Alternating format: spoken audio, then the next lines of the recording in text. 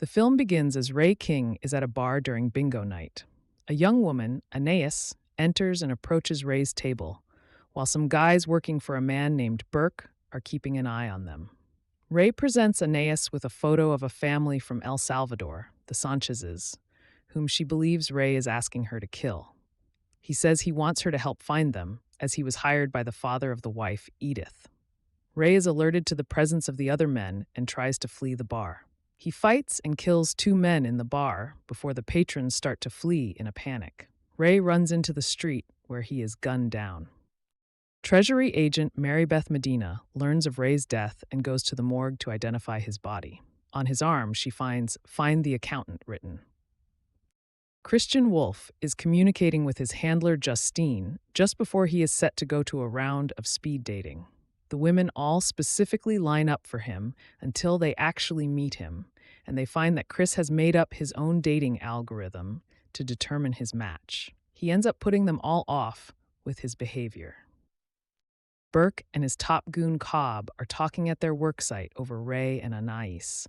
They know who she is, as she showed up during a meeting Burke had with 3 other guys, where she killed the men but left Burke alive. Burke orders Cobb to go to Fort Worth to take care of anybody else looking into their dirty work.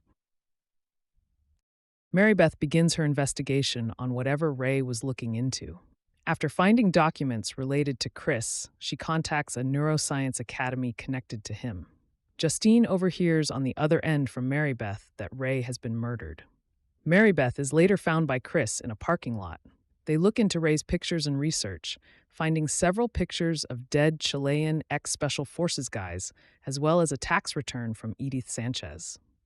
They find that Edith's father was a man named Emiliano Gonzalez, who was shot to death in Fort Worth. Chris and Marybeth go to a pizza factory to speak to the manager, Ike, since Edith allegedly worked there. When Ike doesn't give them the information they need, Chris gets out his own research and suggests that Ike is involved with money laundering.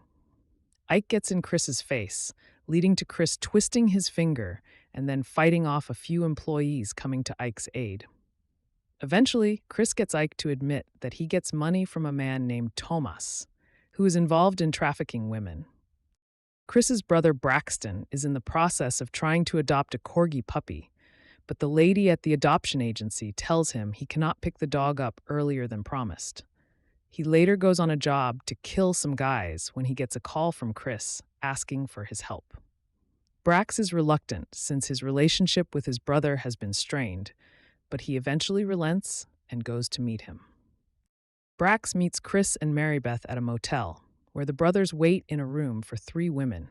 They give them money to give up information on Tomas, but the women are scared for their lives.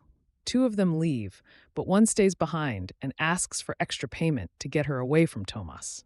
The men wait until Tomas arrives. Brax punches Tomas off the balcony and onto a car, knocking him out before they stuff him into Marybeth's trunk. She is annoyed until Chris gets Justine to manipulate traffic so nobody will stop her car. Meanwhile, Marybeth learns of Emiliano's death, as well as the death of Edith's husband Gino, and the disappearance of their son Alberto. The next day, Marybeth joins Chris and Brax as Chris contacts Justine. She rounds up her network of hackers to infiltrate security footage throughout Los Angeles to find Anais. They find surveillance footage of her on the night of Ray's murder and discover a woman named Pamela took a selfie that captured Anais. The hackers find Pamela's laptop and go through her files to find the selfie, all while Marybeth objects to the invasion of privacy and fears that they will be discovered. The hackers manage to find the selfie before Pamela notices anything. They discover that Anais has been in several parts of the globe and has carried out murders against members of criminal organizations. Marybeth learns that Chris and Brax were responsible for some of the deaths, which makes her decide to break away from their help and to continue her investigation by the book. Marybeth and an attorney later meets with Tomas and his lawyer. It is revealed Ike was murdered and had a rat shoved into his throat. Before Tomas can agree to give his testimony against his employers, Cobb shoots him and his lawyer with a sniper rifle. Chris learns from Justine about a car accident from years ago involving a woman. He and Brax spend more time together and later go to a bar where Chris gets the attention of a pretty waitress, Angie. Chris joins Angie and others in doing a line dance, but Angie's ex-boyfriend comes to antagonize Chris. In response, Brax helps Chris beat the shit out of the boyfriend and his buddies before they flee. Brax is also proud to see that Chris got Angie's number. Marybeth learns of the car accident victim, a woman who ended up losing her memory and underwent facial reconstruction surgery. The woman also developed acquired savant syndrome and became skilled at things like chess and later killing. The woman was Edith Sanchez, who eventually became Anais.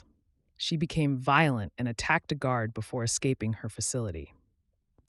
Chris finds out that Brax's employer is ordering him to take out Marybeth. Chris races to get to her first, but Anais makes it there first. She and Marybeth get into a fight, ending with Anais stabbing Marybeth. Before leaving, Anais sees the picture of herself as Edith with Gino and Alberto. This triggers her memories of being trafficked by Burke and his men and witnessing him kill Gino. Chris arrives to find Marybeth and gets her help. Burke orders Cobb and his other goons to round up the kidnapped children at their compound in Juarez and to execute all of them. With help from Justine, Chris, and Brax head to Juarez to rescue them. The villains round up the children on the bus, but the brothers arrive and begin to open fire on the mercs. Cobb drives the bus away after several of his men are killed. Chris gets Brax into a van and follows the bus as they make it to a pit that the kids are forced into. The brothers shoot the mercs, but Cobb is on the bus with Alberto. Chris makes it onto the bus, while Brax is in the back. Cobb tries to sell out Burke just before Chris and Brax both put bullets into him. They then get the kids out of the pit and drive the bus to take them home. Brax makes Chris stop the bus to pick up a stray cat. Chris earlier told him he's more of a cat person. Justine calls Anais and gives her a location.